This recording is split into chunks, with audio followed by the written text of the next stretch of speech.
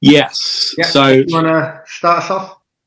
yeah, so this is a pretty sneaky, interesting game because the Bengals are not all the way back, but they handled business against Arizona, and Burrow has got the velocity in his throws kind of back. He threw for 190 just to his good friend, LSU ex-teammate Jamar Chase. And Cincinnati are very well balanced now if they can throw the ball. They ran the ball with Mixon 25 times. But this matchup to me is fascinating because Seattle, before they were on the bye last week, Seattle before the bye went into New York, handled the Giants, which is not difficult these days.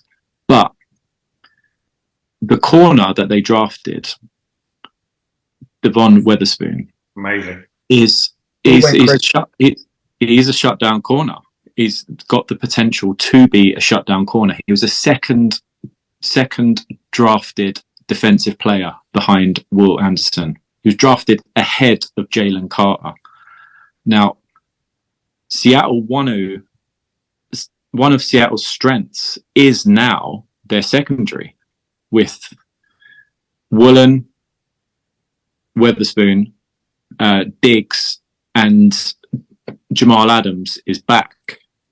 He should have cleared concussion. So that secondary is now reminding us of back in the 2013 days, the Legion of Boom sort of days. You don't want to call them Legion of Boom yet, but they've got some serious talent.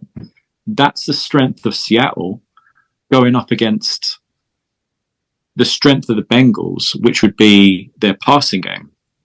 Burrow, Chase, T. Higgins, who's questionable but should play. Now, this game, I kind of see a bit of a shootout. I see a back and forth because Cincinnati want to throw the ball. Seattle want to throw the ball. Seattle will mix in a bit of running, but one of the big strengths of the Bengals is their D line, and they can shut down a running game. So I think Seattle are kind of a sneaky bad matchup for the Bengals, and this is a huge test for Cincinnati. Can they, if Seattle, as they should do, if Seattle play man-to-man and just line up their two corners man-to-man, but like press coverage against Chase and Higgins and say, right, we're going to make it difficult for you.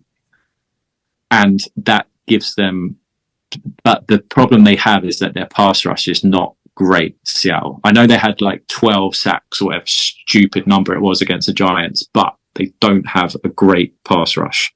The Giants have a terrible O-line. That's what I want to see happen in this game. Like Witherspoon up against Jamar Chase and like just man against man, like who wants it more, like a proper matchup on the outsides. But I do see a lot of points, and my prediction for this game would be, I don't even want to call a winner because I've only seen it once from the Bengals. The over-under is 46. I see over 46 points. See over 46 points all day. But what's the weather like? What's the weather report? Have you seen it in Cincinnati? Because it's just about that time now where it's starting to turn. I have not seen the weather report. Yeah. But you're usually my weather correspondent. I am. Sorry about that. I'll have a look on Saturday and let you know, mate. Have you not come prepared? Nah.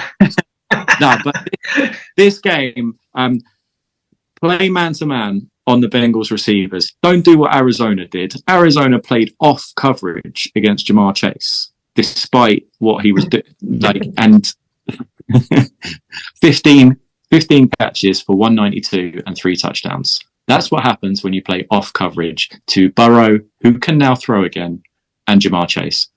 Press him, man to man, with your corners. They've got some corners now, Seattle, and I haven't even touched on Seattle's offense. Like they can play Seattle. They've got a running back.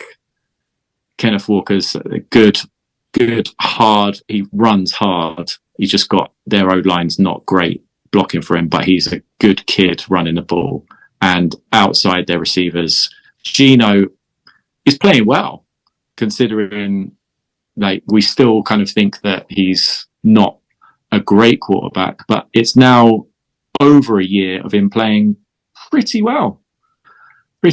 And don't forget, they went into Detroit and beat the Lions, which is now looking like a big win. Seattle on the road.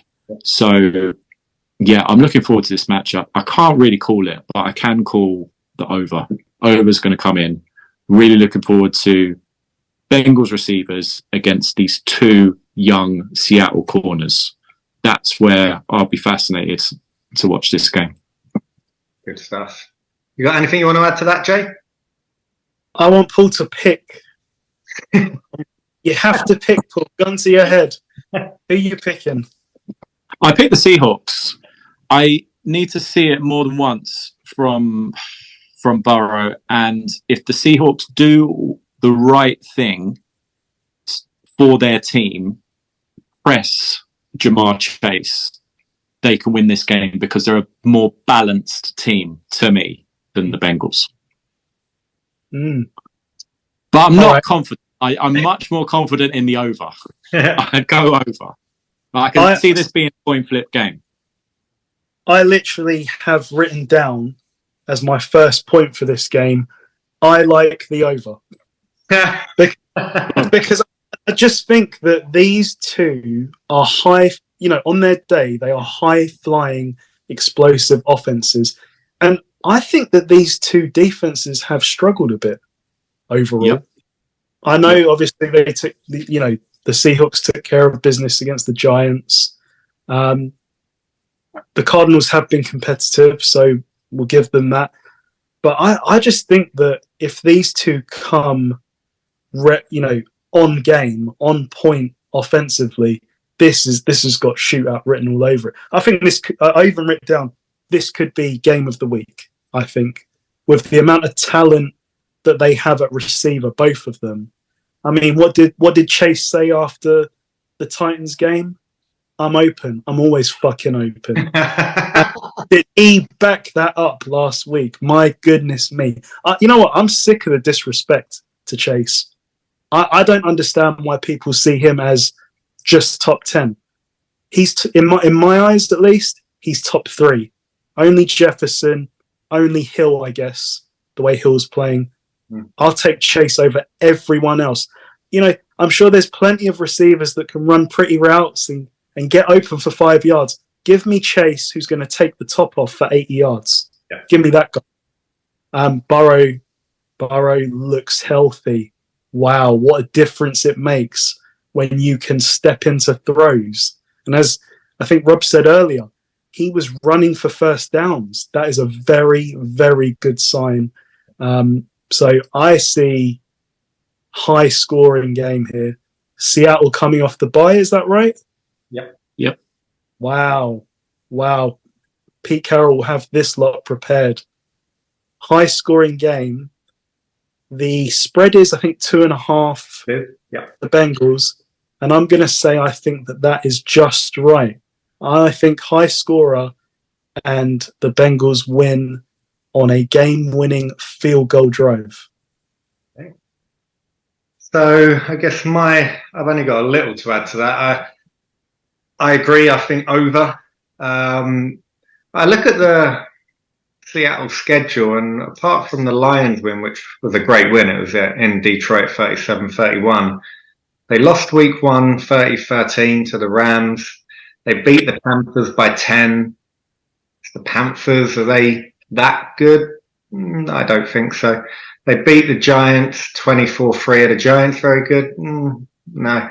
I think, personally, the Seahawks are rated a bit higher than what they should be. I think the Bengals comfortably cover the 2.5 spread. I look at a couple of things. You've got Seattle coming over from the West Coast. It's a 1 p.m. game, so they're going to be playing at 10 a.m. their time against the Bengals. That does make a difference, as we saw in London, and as we've seen with the Raiders many times. It impacts teams going from the west to east. And it's not just so much Seattle. I see them making the playoffs, but like we said at the beginning of the year, I see them losing in the first playoff game. I just see what I saw from the Bengals was they've turned that corner. Burrows looked like Burrows last week. He's still not there, but again, it's a gradual improvement, and I see that continuing to improve this week. It's not going to be as easy, one-sided as the Arizona game, but I see the Bengals winning by a touchdown. Probably about between 7 and 10 points I see this game, but I see the over as well. And I think this Bengals defense, they've been put in a lot of really bad field positions this year because the offense wasn't doing anything. So I see that changing now that Burrows is back to, or on his way back to some sort of resemblance of the player we've seen the last couple of years. Jamar Chase, that confidence. If Higgins is back, again, they comfortably beat the Cardinals last week, and that was without their number 2 / a lot of teams' number 1 wide receiver. If he's back, I think Witherspoon I think he's an amazing player. From what I've seen of him so far, he's special, but he's not had to come up against anyone like Jamar Chase in them first 4 games.